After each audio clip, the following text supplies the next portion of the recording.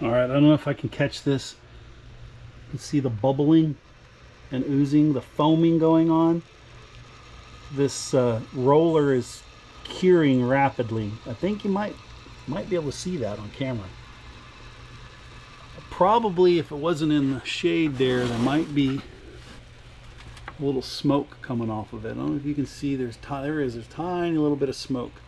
Because this is getting really hot while it's doing this, which is why I left it in the metal pan. Now, I've now let the pan on the ground, which I normally leave it like that so that there's an air gap. And this is why I pull this pan up a little bit.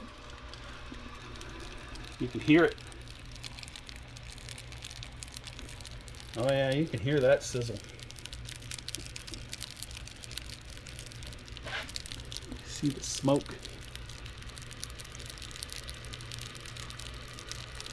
Yeah, all these foam rollers do this, so you got to be cognizant of that. This is why you don't put it straight into the trash, because you can catch things on fire in the trash. So yeah, best to leave this aside for a little bit, let it do its thing. When you come back tomorrow, that'll be rock hard. But it's fascinating how that large quantity of epoxy kind of stuck in that foam roller, man. Once it gets to the point where it's ready to cure, boy, it really goes.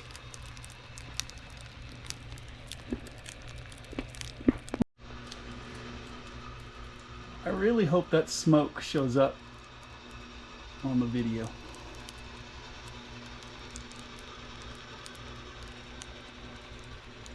This also happens if you have a lot of epoxy in the in your pot, in your mixing pan, bowl, whatever it is you're mixing your epoxy in. And the hotter it is outside and more humid it is outside, the more likely it is to do this when you didn't expect it. So you can see parts of the epoxy back here kind of crystallizing, and I can feel the heat rising off of that thing. So yeah, once it does this, man, it's a thermal runaway.